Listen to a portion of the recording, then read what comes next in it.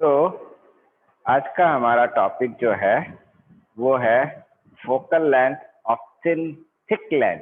Thin length को हमने कर लिया था। आज का टॉपिक अब हमारा है focal length of thick length. Thick length की हमको फोकल लेंथ फाइंड आउट करनी। और थिक लेंथ क्या था जो हमने पिछली बार बात कही थी। थिक लेंथ में क्या था कि हमारे वो लेंथ थिक है। किस तरह से,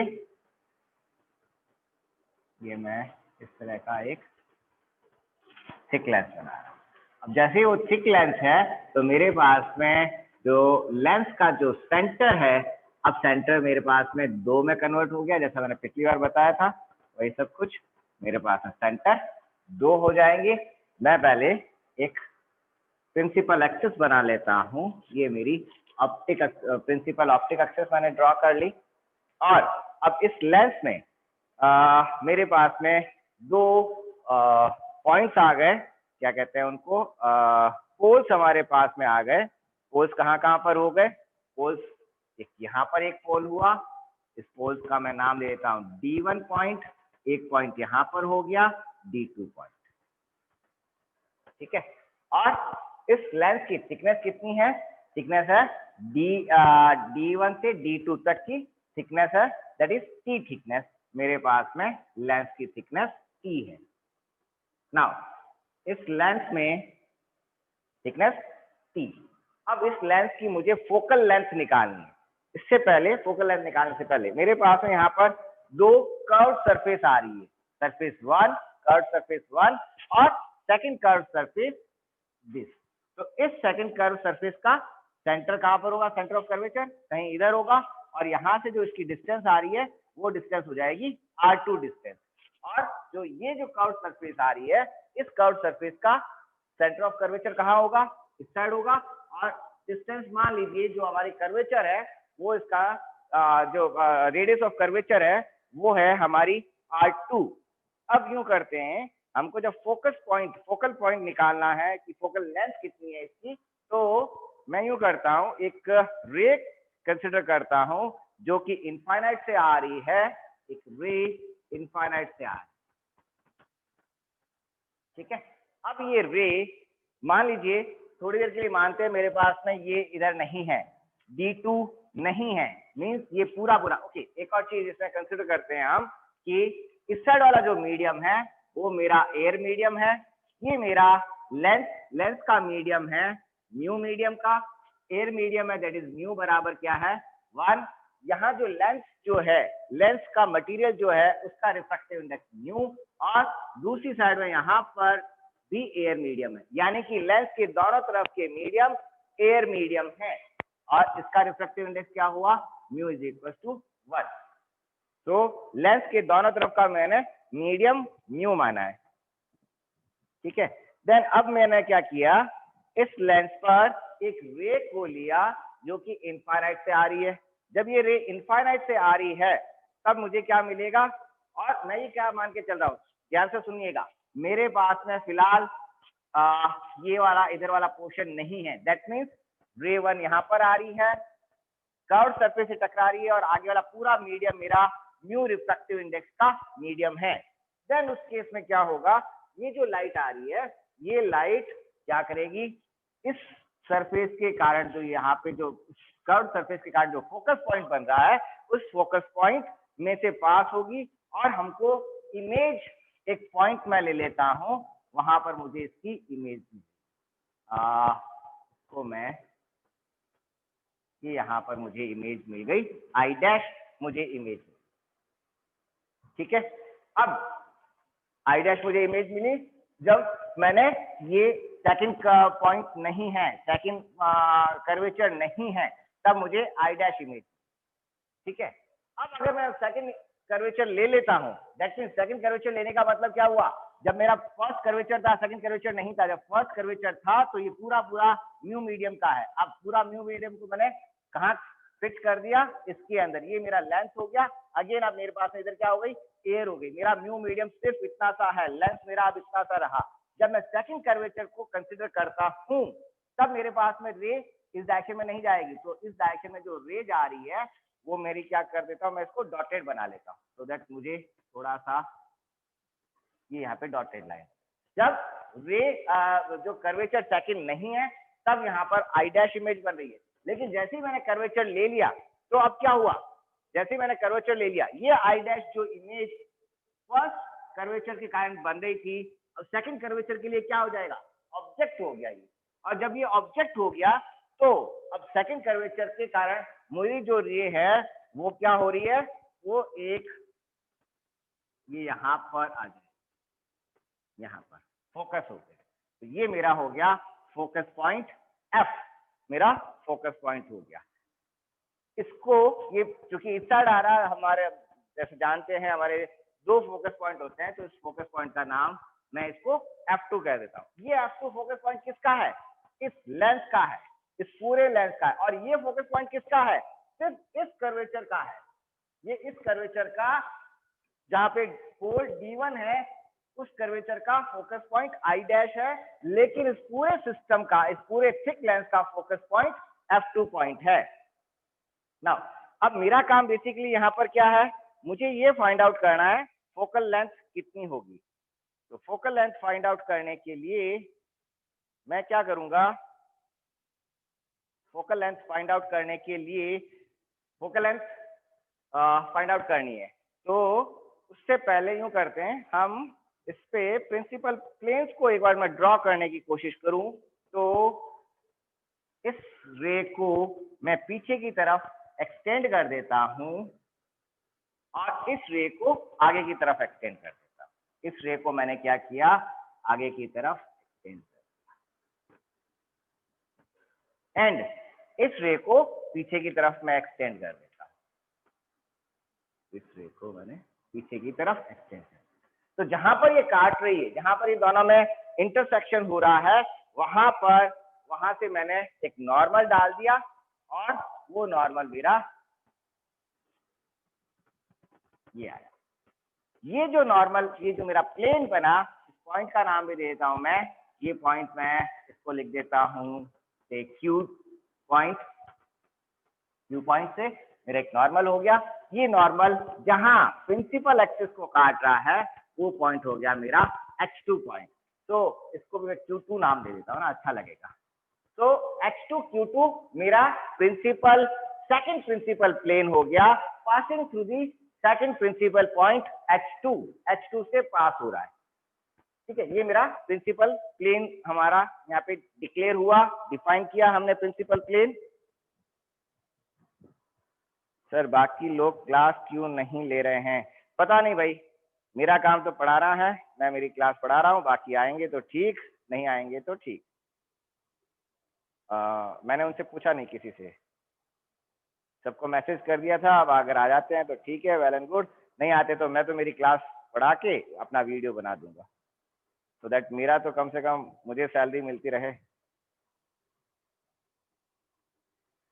देन अब देखो, अब हमको निकालना है प्रिंसिपल पॉइंट, जो फोकल लेंथ निकालनी है। फोकल लेंथ हम कहाँ से निकालते हैं, फोकल लेंथ हमारे जो हमारा प्रिंसिपल पॉइंट है उससे हमको फोकल लेंथ निकालनी है।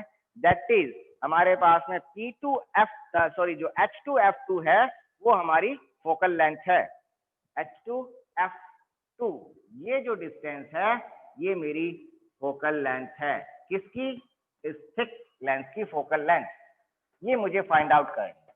तो ये फाइंड आउट करने के लिए मैं एक काम करूं, ये जो अभी हमने डायग्राम बनाया है, इस डायग्राम को, जैसे हमने इस डायग्राम को दो स्टेप के अंदर बनाया है। पहला स्टेप हमने क्या लिया, सिर्फ कर्वेचर फर्स्ट को कंसिडर किया और ये पूरा हमने क्या माना, म्यू रिफ्रैक्टिव इंडेक्स का पोर्शन माना था। फिर हमने क्या किया, कर्वेचर सेकंड को लिया, जैसे सेकंड कर्वेचर लेते हैं, जो हमारा आई जो इमेज बन रही है वो F2 पॉइंट पे शिफ्ट हो गई थी और ये हमारा ऑब्जेक्ट बन गया था। तो इसी चीज को मैं यहाँ पर काम में लेता हूँ। तो मेरे पास में स्टेप वाइज ही हम इसको चलते हैं। अगर मैं स्टेप वाइज चलता हूँ, अगर मेरे पास एक सिंगल कर्व सरफेस है, देन मेरे पास में जो लेंथ इक्वेशन है, length formula for curved surface, वो क्या होता है, अगर कर्व्ड सरफेस है एक मैंने एक कर्व्ड सरफेस ली जिसके इधर का रिफ्रैक्टिव इंडेक्स μ1, इधर का रिफ्रैक्टिव इंडेक्स μ2 है। देन मेरे पास में जो कर्व्ड सरफेस में जो फॉर्मूला होता है लेंथ फॉर्मूला, वो लेंथ फॉर्मूला क्या होता है, वो होता है μ2 divide by v minus μ1 divide by u is equal to μ2 minus μ1 divide by r। ये मेरा कर्व्ड सरफेस के लिए फॉर्मूला होता है। अब यहाँ पर व्हाट इज दिस μ1 और ऑब्जेक्ट कहाँ है, इस डायरेक्शन के अंदर है u डिस्टेंस पर, इमेज कहाँ बन रही है, इस डायरेक्शन में बन रही है v डिस्टेंस के ऊपर। r क्या है, r इस सरफेस का कर्वेचर है, रेडियस ऑफ कर्वेचर r, ये मेरा r है, रेडियस ऑफ कर्वेचर। तो ये मेरा फॉर्मूला होता है। तो using this formula for first surface, now use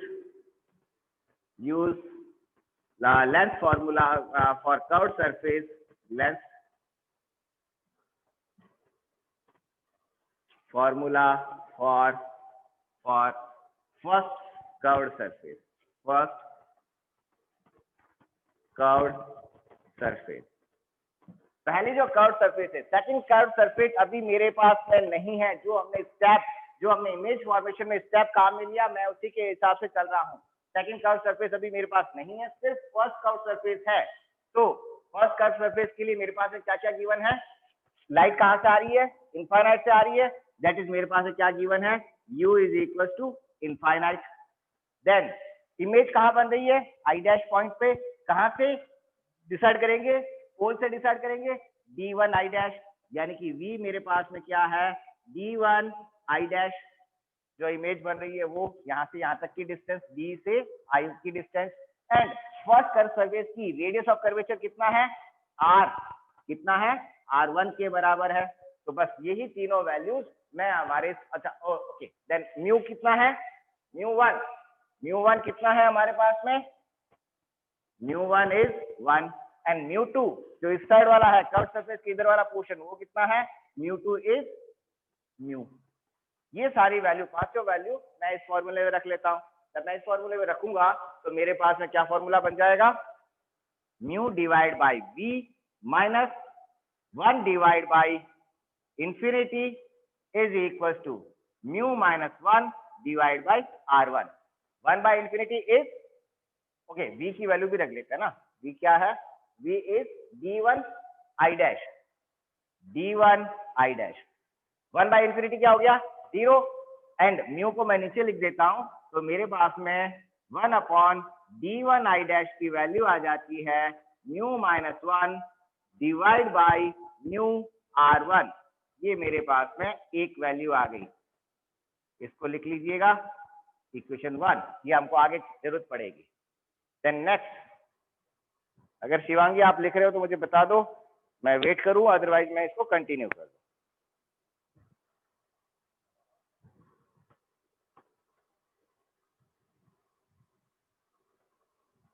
पिछली बार भी आप लोग कोई नहीं आए थे तो मैंने बिना आप लोगों के भी क्लास पढ़ा दी थी, क्योंकि क्या होता है कि फिर यहाँ पे लोग समझते नहीं है और वो ये मानते हैं कि सब सैलरी काट दो बस। हाँ ठीक है, लिख लो। वापस अगर मैं आपको समझाऊं तो हमने क्या किया है, हमारा पर्पज, आज का पर्पज क्या है कि हमें फोकल लेंथ निकालनी है थिक लेंथ की। जब मैं थिक लेंथ ले रहा हूं तो मेरे पास दो कर्व सरफेस हो गई, दो कर्व सरफेस के बाद क्या हो गया, मेरे पास दो पोल हो गए, d1 पोल एंड d2 पोल। तो सबसे पहले जब मुझे फोकल लेंथ निकालनी है, मैं क्या कर रहा हूँ, सिर्फ फर्स्ट कर्वेचर कंसिडर करूंगा, सेकंड कर्वेचर मेरे पास में नहीं है, इसको थोड़ी देर के लिए भूल जाओ। तो जो लाइट आ रही है वो कहाँ कन्वर्ज होगी, आई डैश पॉइंट पर मुझे इमेज मिलेगी। अब जैसे ही मैंने सेकंड कर्वेचर को भी मैं कंसिडर कर लेता हूं, तो क्या हो रहा है, सेकंड कर्वेचर के लिए आई डैश पॉइंट क्या हो जाएगा, ऑब्जेक्ट हो जाएगा। जो फर्स्ट की इमेज है, फर्स्ट कर्वेचर की जो इमेज है, वो सेकंड कर्वेचर के लिए क्या हो जाएगी, ऑब्जेक्ट।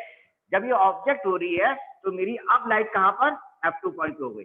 अब जब सेकंड कर्वेचर लिया, तो जब मैंने फर्स्ट कर्वेचर लिया तो मेरा ये पूरा म्यू रिफ्रैक्टिव इंडेक्स का था, पूरा उधर वाला पोर्शन म्यू रिफ्रैक्टिव इंडेक्स, जैसे मैंने यहाँ पे बताया, ये पूरा म्यू2 रिफ्रैक्टिव इंडेक्स है, ये पूरा म्यू रिफ्रैक्टिव इंडेक्स का था।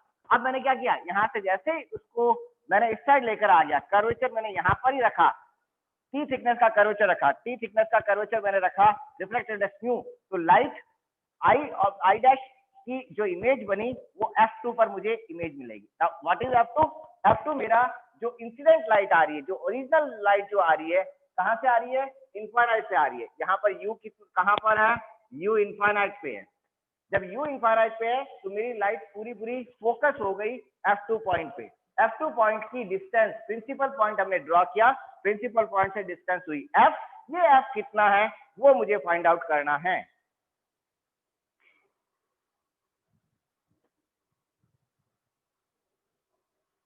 हाँ नहीं कोई नहीं बेटा,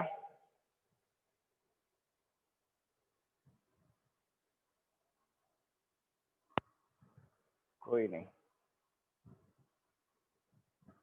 तो जब मुझे अब ये फोकल लेंथ निकालने के लिए मैं क्या कर रहा हूँ, इंडिविजुअल स्टेप काम में ले रहा हूँ। पहले लेंथ कर्वेचर के लिए मैंने फॉर्मूला लिख दिया, अब मैंने फर्स्ट कर्वेचर के लिए ये मैं मेरा फर्स्ट स्टेप क्या कर रहा हूँ मैं, ये मेरा है स्टेप फर्स्ट। पहले मैं फर्स्ट कर्वेचर के लिए मैं फॉर्मूला मैंने काम में लिया, जो लेंथ फॉर्मूला है कर्व सरफेस के लिए। अब मैं क्या करूंगा, सेकंड कर्व सरफेस के लिए फॉर्मूला काम में लूंगा।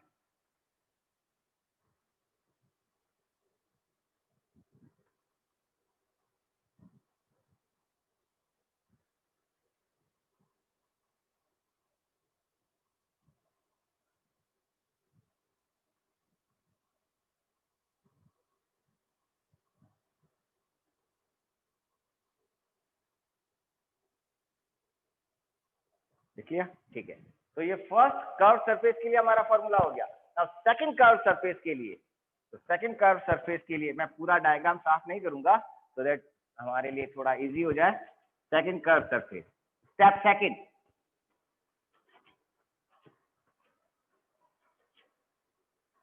Step second for second curvature. Second curve surface जैसे ही लेंगे, सेकंड कर्व सरफेस को मैंने जैसे ले लिया, अब मेरे पास क्या हो गया, इधर एयर मीडियम हो गया, मेरी थिकनेस यहाँ पर म्यू मीडियम पे हमारी मेरी थिकनेस खत्म हो रही है, जो ये टी थिकनेस पर मेरा म्यू मीडियम खत्म हो रहा है। तो इस केस में अब ऑब्जेक्ट कहां पर हुआ, ऑब्जेक्ट आई डैश पे ऑब्जेक्ट आ रहा है, दैट इज यू की वैल्यू मेरे पास में क्या हुई,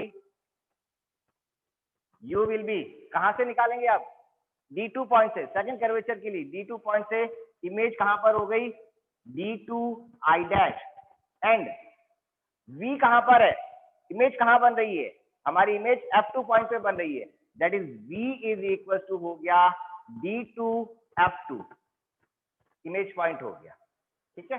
देन μ2 कितना है, μ2 कितना है, इज μ2 इज 1, μ2 इज 1, μ2 इज 1, क्यों है 1, क्योंकि इमेज कहाँ है, यहाँ है, एंड μ1 कितना हुआ, μ1 इज म्यू के बराबर, यहाँ पर तो उसकी इमेजनरी इमेज है, आ कहां से रही, लाइक यहाँ से म्यू से, तो μ1 is mu, and radius of curvature r कितना है, r किसके बराबर है, इसका radius of curvature which is point यहाँ पर r2 कर्वेचर है, तो r is equal to r2। ये वैल्यूज इस फॉर्मूले में मैं रख देता हूं, तो मेरे पास में वैल्यू क्या आ जाएगी, μ2 की वैल्यू है 1 डिवाइड बाई V की जगह हो गया D2 F2 minus μ1 is mu divide by V, U कितना है, U is D2 I dash is equal to किसके बराबर, μ1 सॉरी μ2 माइनस μ1, यानी कि 1 minus mu divide by R2, ये मेरे पास में हुई। अब इसको थोड़ा सा मैं रीअरेंज कर लूं तो मेरे पास में इक्वेशन क्या बन जाएगी, इसको मैं रीअरेंज करूं, इस वैल्यू को मैं इधर ले लेता हूं, तो ये हो जाएगा 1 upon D2 F2 is equal to mu divide by D2 I dash plus 1 minus mu divide by R2, ये मेरे पास में वैल्यू आ गई, ठीक है। ये हो गया इक्वेशन सेकंड, ये इक्वेशन सेकंड। ठीक है, लिख लीजिए इसको भी।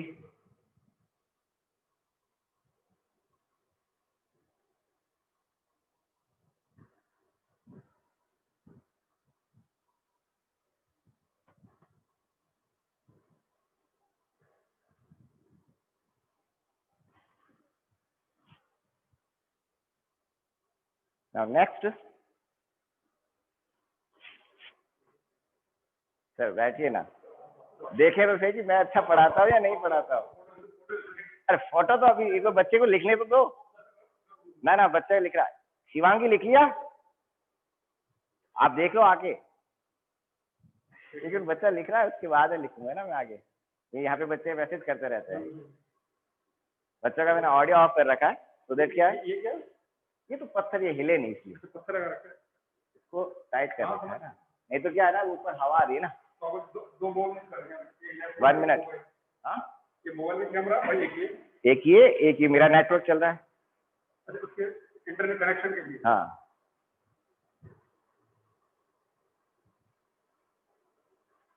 एक मिनट, वो उसका खुद का मैसेज आ गया, सर 1 मिनट रुको, वो लिख रही है, तो ये यहाँ पे चलता रहता है। अभी रुक जाओ सर, क्या फोटो आप हमेशा खींचते रहते हो। लिख लिया, नेक्स्ट।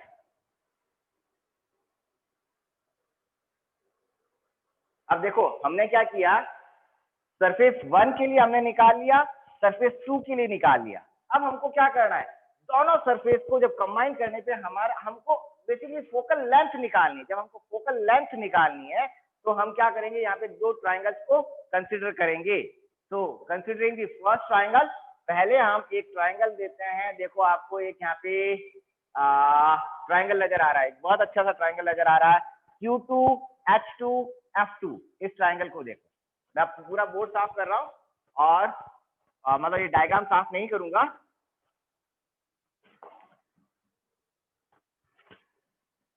देखो एक ट्राइंगल आपको नजर आ रहा है, Q2 H2 F2।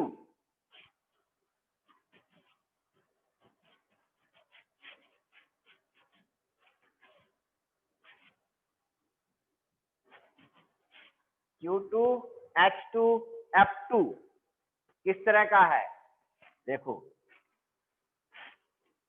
इस तरह से ट्राइंगल है, Q2 H2 F2, Q2 H2 F2। ठीक है, इसके बीच में एक और ट्राइंगल है, कहाँ पे, वो मैं अभी तक ड्रॉ नहीं किया हुआ है, हम इसको ड्रॉ कर सकते हैं।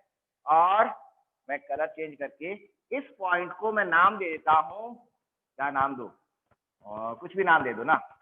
ये पॉइंट मेरा है ए पॉइंट, या इस साइड हम नॉर्मली बी लेते हैं ना, तो ये मेरा बी पॉइंट।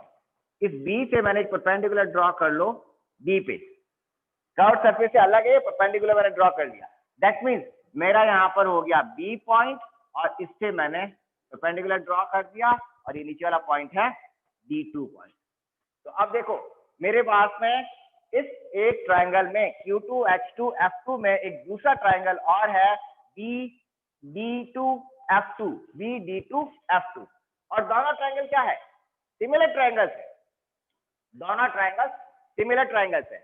अब इसमें एक चीज और मैं थोड़ा सा इजी करने के लिए ले लेता हूं, अगर इसकी हाइट में कंसीडर कर रहा हूं, जो इंसिडेंट लाइट आ रही है उसकी हाइट H1 है, और इस पॉइंट की हाइट मैं H2 ले लेता हूं। ये इमेज की हाइट क्या वो नहीं है, ये इमेज की हाइट नहीं है, ये तो सिर्फ मैंने जिससे मेरे पास में जो वैल्यूज है ना वो वैल्यूज कन्वर्ट हो जाए। तो what is H1, H1 is Q2 H2, ये मेरे पास में हाइट है H1, और D2 क्या है, H2 हाइट है, ये हाइट है मेरे पास में H2 height. Then H2 F2 कितना है, H2 F2 इज F, ये H2 F2 इज F, ये F आ गया। एंड D2 F2 को मैं एज इट इज रख रहा हूँ, D2 F2 को मैं एज इट इज रख रहा हूँ। तो यहाँ पर मेरे पास में दोनों, here we have two similar triangles, similar triangles कौन कौन से हैं, similar triangles Q2 H2 F2 and triangle BD2F2 है ना, दोनों सिमिलर ट्रायंगल्स है। जब दोनों सिमिलर ट्रायंगल्स है तब क्या होता है, दोनों की जो आर्म्स है, आर्म्स या दोनों की जो लेंथ है उनका रेशियो बराबर रहेगा, कौन सी कॉरेस्पॉन्डिंग का, यानी कि H1 डिवाइड बाय H2 और आई can say Q2 divide by H2, Q2H2 divide by B by H2, B by D2 is equal to किसके बराबर, H2F2 डिवाइड बाय D2F2। ठीक है, नाउ Q2H2 क्या है, जिसको हमने सिंपल फॉर्मेट में लिखा H1 डिवाइड बाय H2, तो I can write it H1 divide by H2 is equal to H2F2 कितना है, F divide by D2F2। Clear, तो हमारे पास में यहां से H1 H2 की वैल्यू आ गई F डिवाइड बाय D2F2। ठीक है, लिख लो इसको।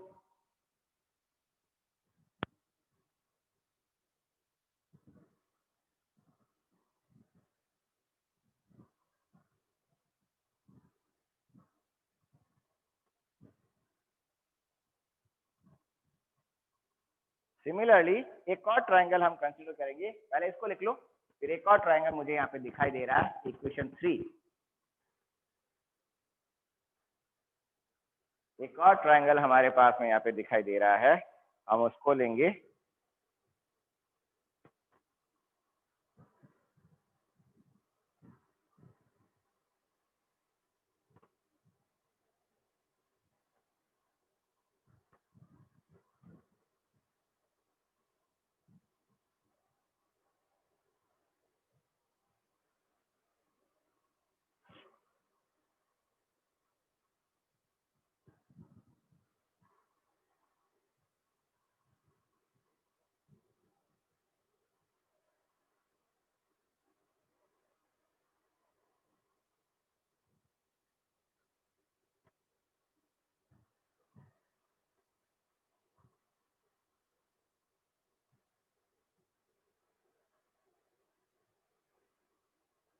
लिख लिया,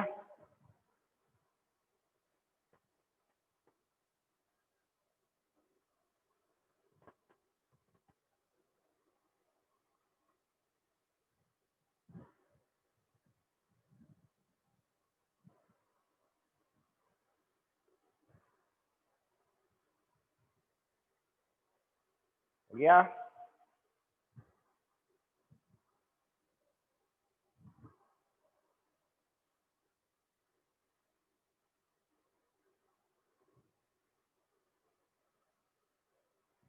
ठीक है, तो अभी हमने क्या किया, ये यहाँ वाला ट्रायंगल कंसीडर किया। अब मेरे पास में एक और ट्रायंगल मुझे दिख रहा है, कौन सा वाला, मैं इस पॉइंट का नाम देता हूँ, पहले इस पॉइंट का नाम देता हूँ मैं Q1 पॉइंट, और इस Q1 पॉइंट से मैं परपेंडिकुलर एक नीचे ड्रॉ कर लेता हूँ, यहाँ से एक परपेंडिकुलर मैंने नीचे ड्रॉ, और इस पॉइंट का कुछ भी नाम दे दो, क्या नाम दें, कुछ भी आपको जो अच्छा लगे वो इस पॉइंट का नाम दे सकते हो। ये इसको, चलिए इसको B दिया, इसको भी मैं दे देता हूँ, इसको B2 लिख देता हूँ, ये पॉइंट में B1 लिख देता हूँ। तो अब मेरे पास में देखो ट्रायंगल Q1 B1 और इसको B बेसिकली जो है चलो Q1 B1 और I डैश, ये एक ट्रायंगल, ठीक है, और उसके अंदर एक और ट्रायंगल ये आ रहा है। तो इन दोनों ट्रायंगल्स को अगर मैं बनाऊं तो मेरे पास में क्या ट्रायंगल्स बन रहे हैं,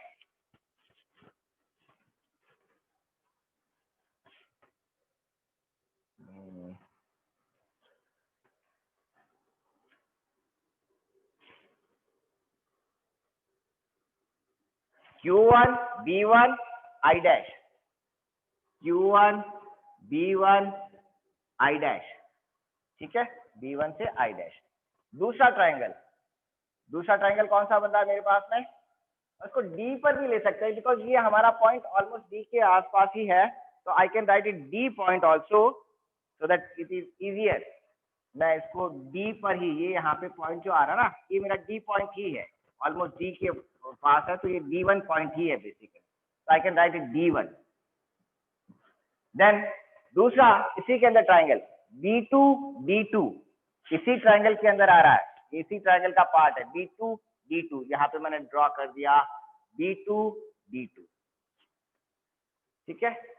अब देखो इस ट्राइंगल के अंदर ये हाइट कितनी है, H1 हाइट, देन ये हाइट कितनी है, H2 हाइट, और दोनों ट्राइंगल्स क्या है, ये दोनों ट्राइंगल्स सिमिलर ट्राइंगल्स है. कौन कौन से ट्राइंगल्स, ट्राइंगल्स कौन कौन से, Q1 D1 I dash and दूसरा triangle B2 D2 I dash.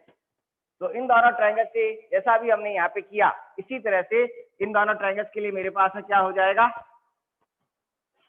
H1 divide by H2, H1 divide by H2 किसके बराबर हो जाएगा, H1 divide by H2 D1 I dash divide by D2 I dash, D1 I dash divide by D2 I dash. ये मेरे पास में H1 H2 की value का फॉर्मूला आया दूसरी फोर्थ इक्वेशन. इक्वेशन थर्ड भी H1 H2 के बराबर है, इक्वेशन फोर्थ भी H1 डिवाइड बाई H2 के बराबर है. तो दोनों को हम इक्वेट कर सकते हैं from equation third and fourth, from equation third and fourth,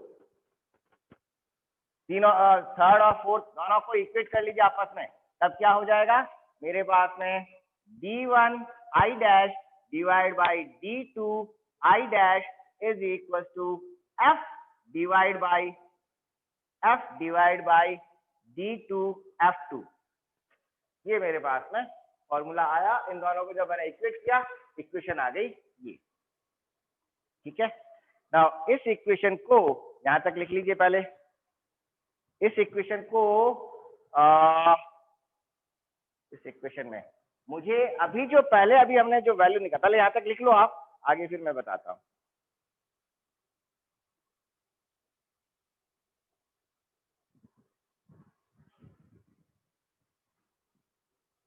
इसको मैं यूं लिख दूं, F को नीचे ले लेता हूं, then I can write 1/D2 F2 is equal to, F नीचे आ गया, देन ये हो गया मेरे पास में 1/F, F नीचे आया, तो ये हो गया D1 I dash divide by D2 I dash, equation 5.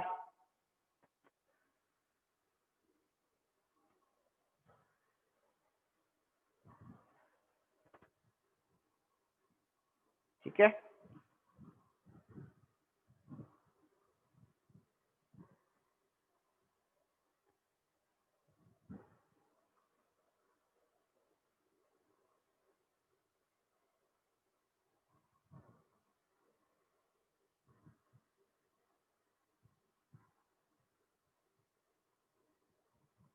लिख लो.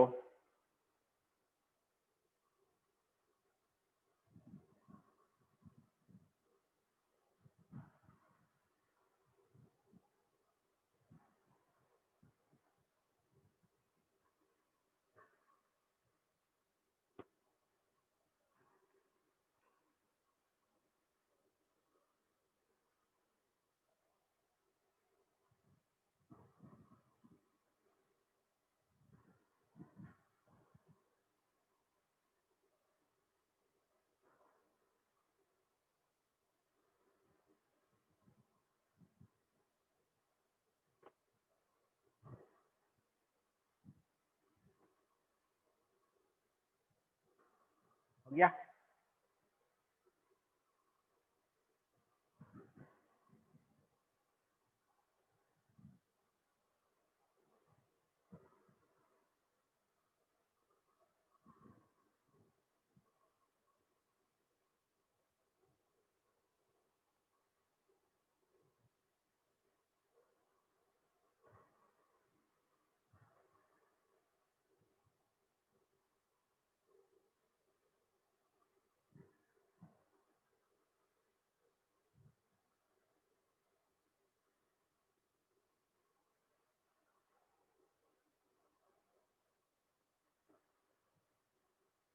हो गया।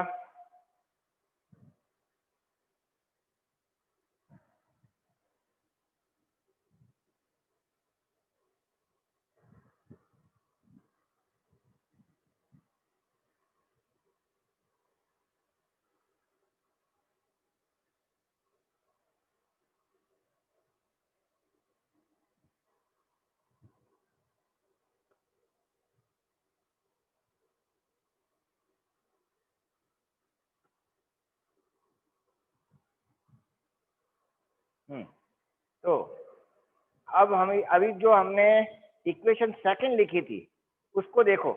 इक्वेशन सेकंड जो थी ना, उस सेकंड इक्वेशन के अंदर, सेकंड इक्वेशन हमारी क्या थी, इक्वेशन सेकंड, उसके अंदर आप ये वैल्यू रख लीजिए। उसमें हमारा 1/d2f2 आ रहा है। तो इक्वेशन सेकंड में इक्वेशन फिफ्थ की वैल्यू पुटअप कर दीजिए।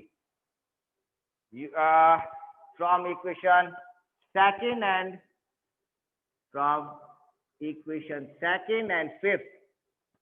फिफ्थ इक्वेशन से 1/d2f2 की वैल्यू को जो सेकंड इक्वेशन थी, सेकंड इक्वेशन में रख देते हैं। सेकंड इक्वेशन क्या थी हमारे पास में, वो थी 1/d2f2 इज इक्वल टू कितनी थी, mu upon d1 i dash plus mu -1/r2।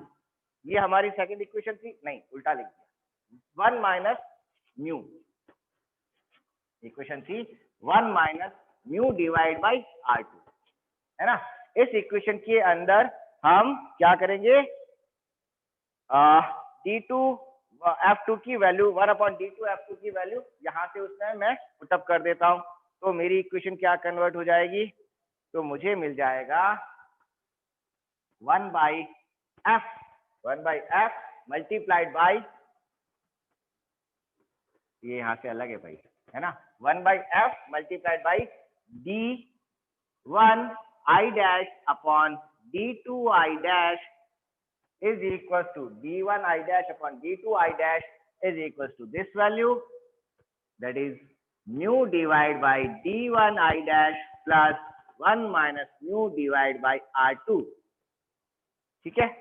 Then अब इसमें हमको क्या चाहिए, फोकल लेंथ निकालनी है। तो फोकल लेंथ को इस साइड रख लेता हूँ, बाकी इस क्वांटिटी को मैं उधर लेके चला जाता हूँ। जब मैं बाकी क्वांटिटी को उधर लेके जाऊंगा तो ये बाकी क्वांटिटी क्या हो जाएगी, ये वैल्यू डिनोमिनेटर में आएगी, ये न्यूमरेटर में आएगी। तो मेरे पास में हो जाएगा 1/f is equal to,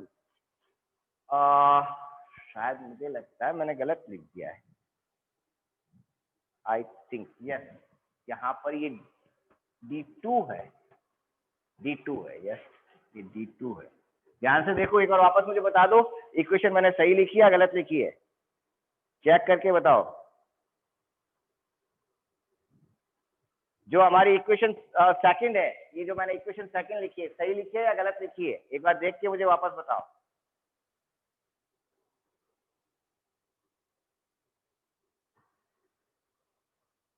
equation second जो मैंने ऊपर लिखी है वो सही है या गलत है?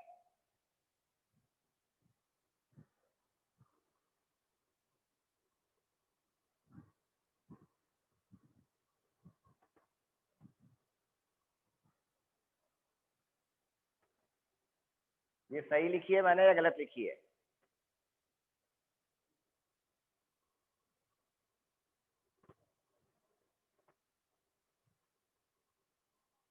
शिवांगी, आपका मैं ऑडियो ऑन करूं क्या?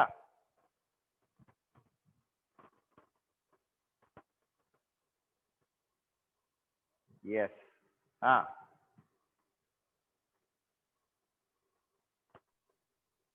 हाँ सही लिखी है। आपका ऑडियो नहीं आ रहा है,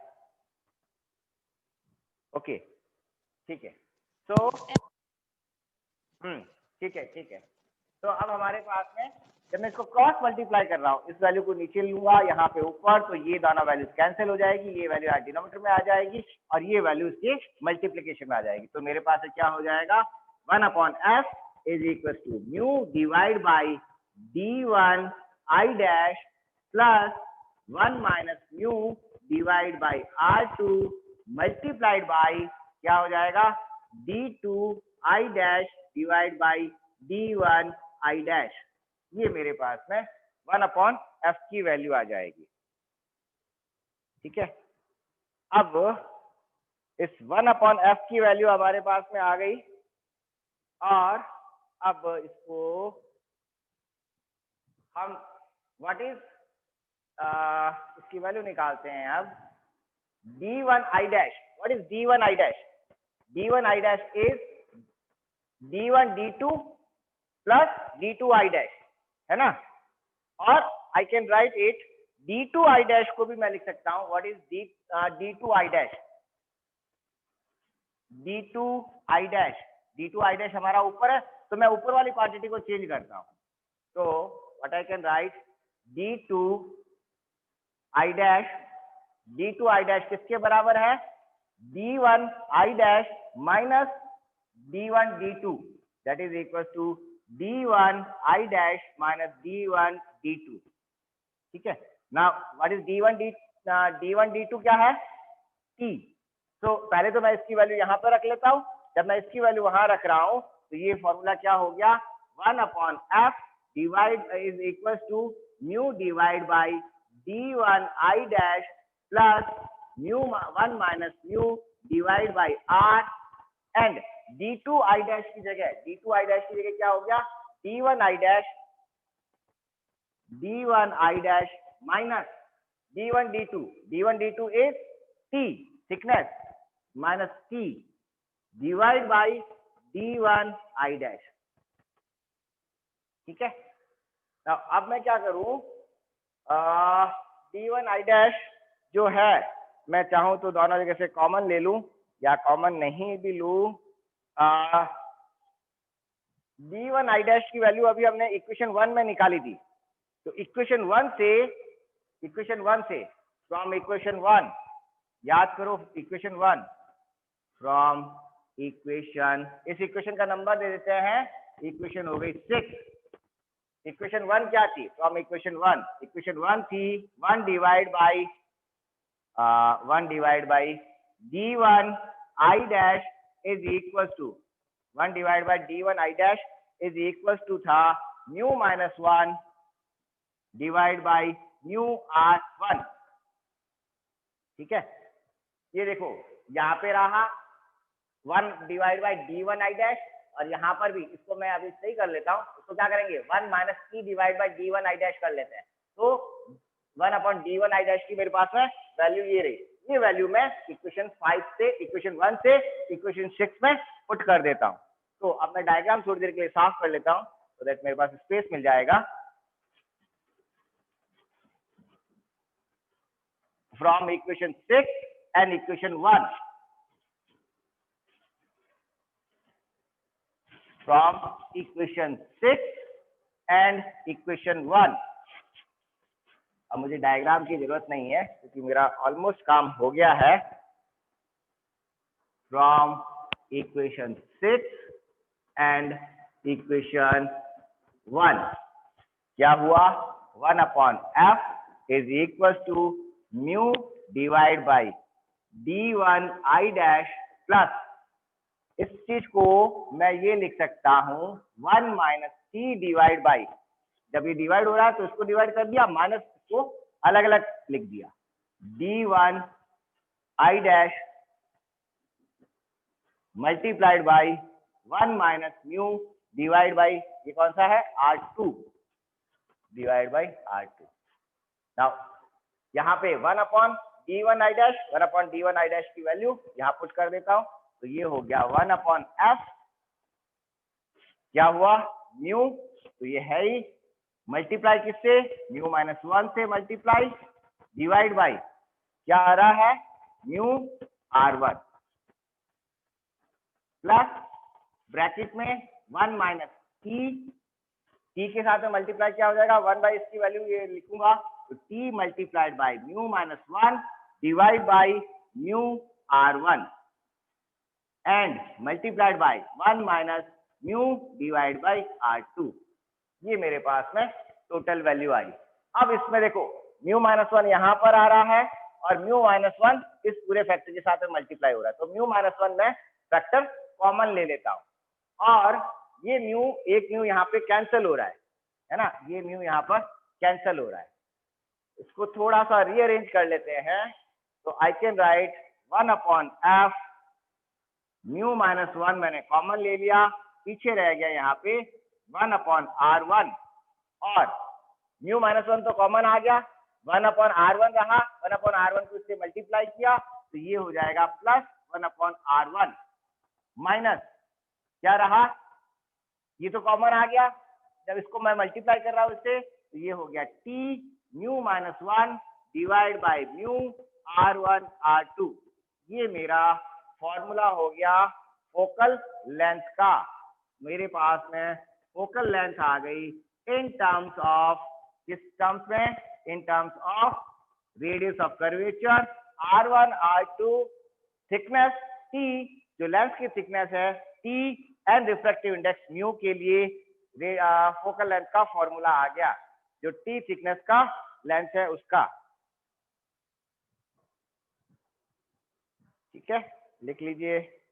बोर्ड क्लियर दिख रहा है ना, साउंड भी क्लियर आ रही है, वो आपको दिखाई प्रॉपर देना चाहिए और सुनाई भी प्रॉपर देना चाहिए।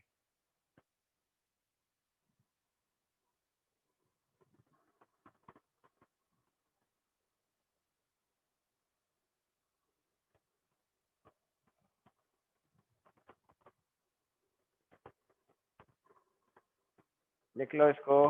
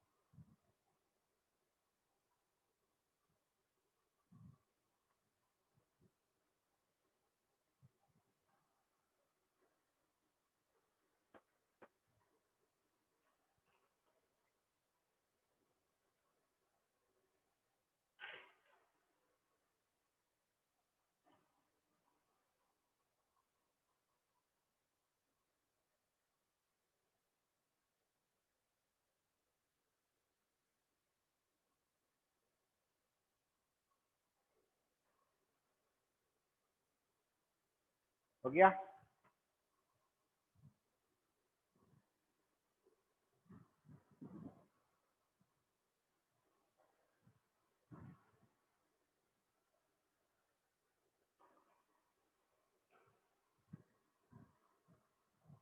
ओके, ठीक है। नेक्स्ट, अब अगर मेरे पास में लेंस जो है वो बाई कॉन्वेक्स हो, अभी हमने यहाँ पे लेंस को बताया जरूर, जो बनाया था डायग्राम वो हमने बाई कॉन्वेक्स बनाया था, लेकिन वो तो मतलब इसी का थोड़ा सा हमें एग्जैक्टली मालूम नहीं वो कर्व सरफेस किस तरह का है। लेट्स सपोज कि जो हमारा लेंस है वो ये हमारा फाइनल फॉर्मूला आ गया, ध्यान रखना है ना, थिक लेंस का के लिए फोकल लेंथ का फॉर्मूला। ना हम इसमें वेरिएशन चेक करते हैं, इसमें वेरिएशन क्या हो सकता है, variation in focal length of thick length, variation in focal length of thick length. ये हमारा थिक लेंथ का फोकल लेंथ का फॉर्मूला था, इसको भी मैं ऊपर लिख देता हूं।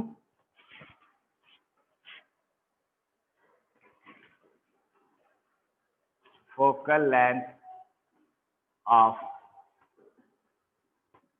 thick length of thickness T and refractive index mu with air medium on both sides। ये सब फॉर्मूला वर्क करेगा जब दोनों साइडों में एयर मीडियम हो, अगर एयर की जगह मीडियम आप चेंज कर दोगे तो जो हमारा स्टार्टिंग में जो हमारा फॉर्मूला लिया था जिसके अंदर हमने μ1 को 1 कर दिया था, μ2 को 1 कर दिया था, उसको हम वो फॉर्मूला हमारा चेंज हो जाएगा, है ना। तो हमारा पूरा फॉर्मूला चेंज हो जाएगा। ये उस केस में है जब दोनों साइड में एयर मीडियम है, तब उस केस में हमारा जो फॉर्मूला आया वो क्या हुआ, 1/f is equal to mu minus 1 bracket में 1/r1 माइनस 1 क्या था, माइनस था प्लस था, -1/r2 माइनस, मुझे तो याद नहीं है, वापस आप चेक करके मुझे बता देना, t mu minus 1 divide by mu r1 r2। ये अभी हमारा फॉर्मूला आया। अब प्लस माइनस मुझे याद नहीं है, आई थिंक मैंने सही लिखा है, यहाँ पे प्लस है, दैट्स ऑल इज गुड। ये अभी हमने जो फॉर्मूला निकाला था वो ये था 1/r1 minus 1/r2 plus mu minus 1 divide by mu t divide by, इसको मैं ये भी लिख सकता हूँ, थोड़ा सा अच्छा लगेगा, आई can write it mu plus mu minus 1 divide by mu multiplied bye t divide by r1 r। ये हमारा अभी फॉर्मूला हमने निकाला। अब हमारा हमें इसमें वेरिएशन चेक करना है, variation in focal length,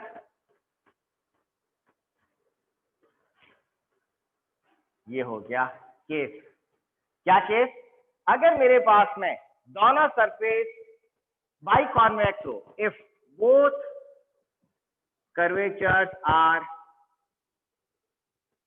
biconvex, are convex surface, convex surface अगर है, that is biconvex thick length, biconvex thick length। अगर बाइकॉन्वेक्स थिक लेंथ है, यानी कि दोनों साइड की सरफेस इस तरह से और इस तरह से अगर है, तो सरफेस जो फर्स्ट सरफेस है, फर्स्ट सरफेस के लिए रेडियस ऑफ कर्वेचर, पहले मैं एक्सिस ड्रॉ कर ली। अब फर्स्ट सरफेस का मान लीजिए रेडियस ऑफ कर्वेचर, जो सेंटर ऑफ कर्वेचर यहाँ पर आया और रेडियस ऑफ कर्वेचर हो गई मेरे पास में r1। सेकंड जो सरफेस है उसका सेंटर ऑफ कर्वेचर कहाँ पर होगा, उसका सेंटर ऑफ कर्वेचर इस साइड में कहीं पर होगा और रेडियस ऑफ कर्वेचर ये हो गई r2, ठीक है। अब हमारे केस में हम जो अभी केस कंसीडर कर रहे हैं उसमें वे कहां से आ रही है, इस डायरेक्शन से जा रही है। तो जब रे इस डायरेक्शन में जा रही है, हम यहाँ पर इसमें क्या लेते हैं, जो साइन कन्वेंशन है, साइन कन्वेंशन के हिसाब से हम r1 को क्या लेंगे, positive, then according to sign convention जो रेडियस आई वो प्लस r1 हुई एंड माइनस r2 हमको लेनी है ना, माइनस r2 लेंगे प्लस r1 हमारी रेडियस को कंसिडर करेंगे, और दोनों रेडियस क्या है, r1 r2 बोथ रेडियस क्या है, and r1 and r2 are greater than 0, ये दोनों ग्रेटर देन 0, तभी तो हमारी कॉन्वेक्स सरफेस है, ये सरफेस कर्व्ड सरफेस आ रही है। कब होगी, जब ये ग्रेटर देन 0 है, r1 and r2 is greater than 0। तो हमने क्या किया, r2 की वैल्यू क्या हो गई, माइनस में, तो यहाँ पे मैं माइनस रख देता हूँ। तो यहाँ पे जब मैं माइनस रखूंगा r2 की वैल्यू माइनस होकर प्लस हो जाएगा, और r2 की वैल्यू माइनस रखूंगा तो यहाँ पे माइनस साइन आ जाएगा। तो अगर बाई कॉन्वेक्स थिक लेंथ है तब फोकल लेंथ का फॉर्मूला क्या हुआ, 1/f is equal to mu minus 1 bracket में 1/r1 प्लस, यहाँ माइनस की जगह क्या हो जाएगा, प्लस 1/r2 माइनस, यहाँ प्लस की जगह क्या हो जाएगा, minus mu minus 1 divide by mu multiplied bye t divide by r1 r2। ये मेरा by focal length, sorry by convex length, by convex length के लिए फॉर्मूला हो गया फोकल लेंथ का। देन इफ, इसी का एक और स्पेशल केस ले लेते हैं, इसी का स्पेशल केस, इफ अगर thickness is 0, special case if t is 0, t is 0 means thin length हो गया, t 0 है if T is 0 that is ये हो गया thin by convex lens, thin by convex lens. तब उस केस में टी को 0 कर दो, जैसे टी को 0 करूंगा मेरा फोकल लेंथ का फॉर्मूला क्या हो गया 1/f0। मैं उसको f0 से डिनोट कर रहा हूं सो दैट आपको अलग ध्यान रहे। ये थिक लेंस के लिए है और ये थिन लेंस की फोकल लेंथ, और थिन लेंस की फोकल लेंथ का फॉर्मूला क्या हो जाएगा is equal to mu minus 1 bracket में 1/r1 प्लस 1/r2। ये थिन लेंस की फोकल लेंथ का फॉर्मूला हो गया जो हम जानते हैं स्टैंडर्ड फॉर्मूला। अगर t 0 है तो थिन लेंथ का फॉर्मूला हो गया, और जब थिक लेंस है तो मेरा फोकल लेंथ का फॉर्मूला ये हुआ। नाउ नेक्स्ट, इसको पहले लिख लो फिर हम आगे करते हैं। अच्छा, इसी चीज को आगे मैं लिख लेता हूँ। अब देखो मैं यहाँ पर इस फॉर्मूले को भी चेंज कर सकता हूँ, mu minus 1 1/r1 plus 1/r2, 1/r1 r2 multiplied by mu. इस वैल्यू को मैं क्या लिख सकता हूँ 1/f0। तो ये जो थिक फोकल लेंथ का फॉर्मूला है which can be written as 1/f is equal to 1/f0, ये अंदर मल्टीप्लाई हो गया minus mu minus 1 whole square divide by mu multiplied by T divide by r1 r2। ये मेरे पास में फॉर्मूला आया। कब? जब मैंने 1/r1 प्लस r2 को मैंने 1/f0 से थिन फोकल लेंथ से रिप्लेस कर दिया, तो मेरे पास में इस तरह का फॉर्मूला आ गया फोकल लेंथ का, थिक लेंथ की फोकल लेंथ का फॉर्मूला। ठीक है, लिखो इसको।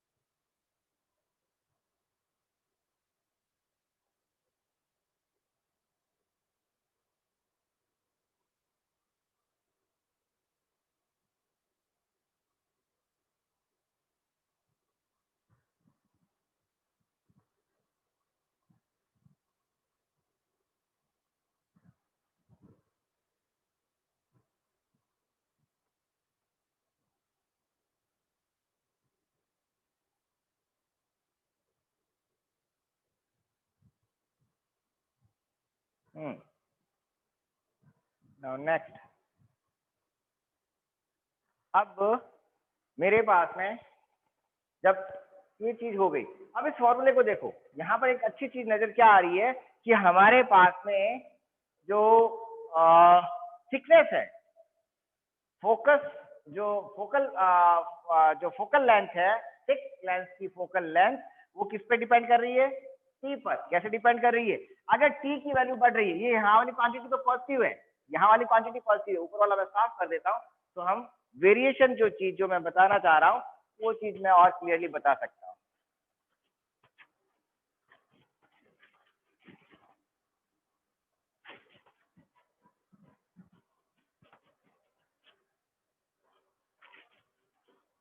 हमारे पास में यहाँ पर अब क्या हुआ,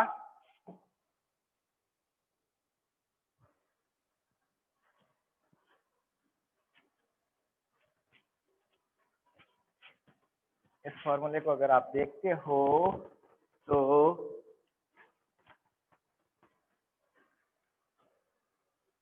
मैं वापस लिखूँ, ये R2 है, ये पूरी वैल्यू मेरी प्लस की वैल्यू आ रही है, माइनस ये वैल्यू माइनस में आ रही है, और ये वैल्यू में म्यू रिफ्रैक्टिव इंडेक्स कांस्टेंट है, जो कर्वेचर है, जो रेडियस ऑफ कर्वेचर है दोनों कर्व सरफेस का वो फिक्स है। थिकनेस, अगर मैं थिकनेस बढ़ाता हूँ मींस मेरे पास में पहले इस तरह का लेंस, फिर इस लेंस की मैंने थिकनेस बढ़ा दी, कर्वेचर मैंने वो का वही रखा, कर्वेचर चेंज नहीं कर रहा हूँ, बस मैं उसकी सिर्फ थिकनेस बढ़ा रहा हूँ। जैसे जैसे मैं थिकनेस बढ़ाऊंगा क्या होगा, थिकनेस बढ़ाऊंगा तो ये होल वैल्यू रिड्यूस हो रही है, that means as T increase करेगा तो क्या होगा 1/f डिक्रीजेज, 1/f डिक्रीजेज। और 1/f डिक्रीजेस होने का मतलब क्या हो जाएगा? 1/f क्या होती है? Focal lens power, that means power decreases, power decrease, power decreases, power decrease करेगी। साथ में जब ये डिक्रीज हो रही है क्वांटिटी, 1/f क्वांटिटी डिक्रीज हो रही है, दैट मीन्स क्या हो रहा है? That is f increases, focal length of thick length increases, thick length increases. कब? जब थिकनेस बढ़ा रहे हैं तो फोकल लेंथ बढ़ेगी और पावर जो है वो डिक्रीज होगी। तो जब आपकी यहाँ पर फोकल लेंथ मेरी सॉरी जो ये हमारा 1/f है वो डिक्रीज हो रहा है, तो एक कंडीशन, अब देखो, और अगर मैं इसकी वैल्यू बढ़ाता रहता हूँ, इस क्वांटिटी को मैं, दैट इज मैं थिकनेस और बढ़ाता रहता हूँ, तो एक समय क्या आएगा, ये क्वांटिटी इस क्वांटिटी से बड़ी हो जाती है। जैसे ही बड़ी हो जाएगी साइन क्या हो जाएगा? माइनस साइन हो जाएगा। किसका डोमिनेट? क्या कर रही है? ये वाली वैल्यू डोमिनेट करेगी। जब ये वैल्यू डोमिनेट करेगी तो हमारा रिजल्टेंट एफ क्या हो जाएगा? माइनस में आ जाएगा। हम यहाँ पे क्या कंसिडर कर रहे हैं इस केस में? हमारा by focal length, by convex lens है। बाई कॉन्वेक्स लेंस के केस में इफ कंडीशन, जैसे एक अभी मैंने किया, इसी तरह से इफ क्या ये वाली value 1/r1 plus 1/r2 if less than, if this value is less than इसके mu -1 divided by mu multiplied by t divided by r1 r2, अगर ये वैल्यू छोटी हो जाती है इन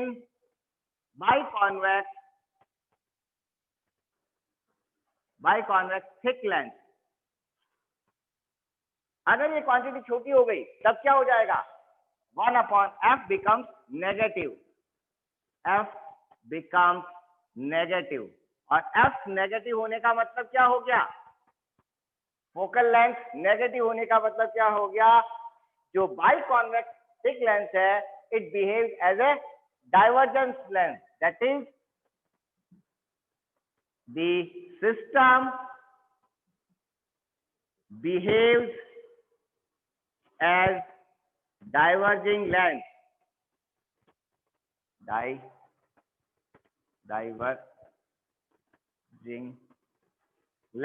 डाइवर्जिंग लेंस की तरह वर्क करेगा।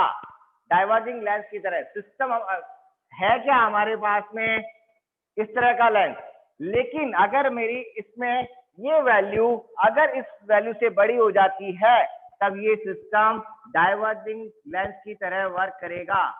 इस तरह से डाइवर्जेंस होने लग जाएगा, कन्वर्जिंग नहीं होगा।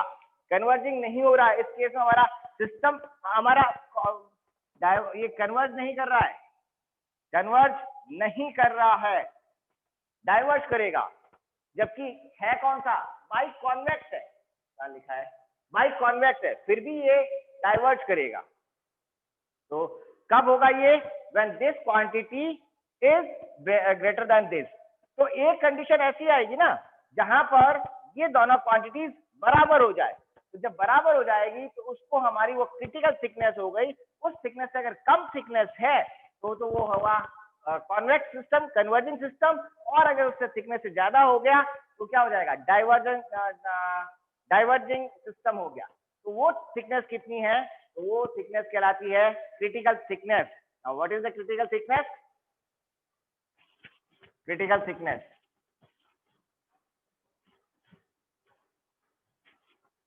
को भी साफ कर दो। क्रिटिकल थिकनेस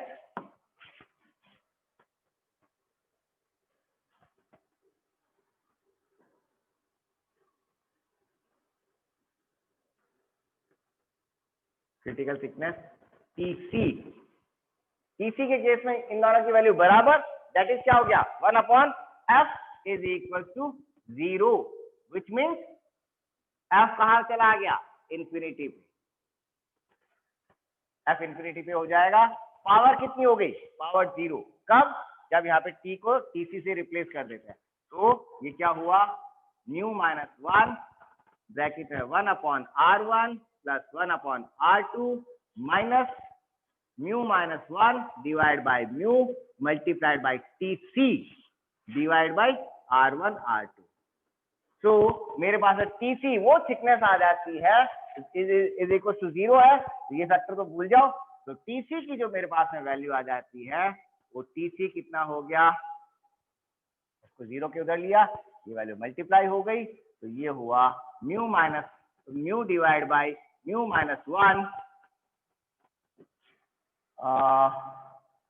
ब्रैकेट में R1 plus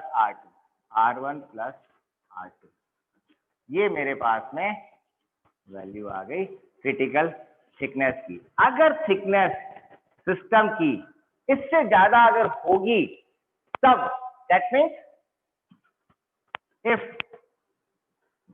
T is less than TC तब तो होगा कन्वर्जिंग। इफ T बराबर TC तब न कन्वर्जिंग है न डाइवर्जिंग है, देन पावर हो जाएगी 0 और फोकल पॉइंट पहुंच जाएगा इंफिनिटी पे। प्लेन मिरर की तरह, प्लेन ग्लास की तरह वर्क करेगा, working as plain glass. Then if T is greater than TC अगर है तब उस केस में क्या हो जाएगा, डाइवर्जिंग, सिस्टम डाइवर्जिंग। तब इफ R1 R2 अगर बराबर है, दोनों कर्व सरफेस बराबर है, तब मेरा क्या हो जाएगा, तो 2R लिख दीजिए।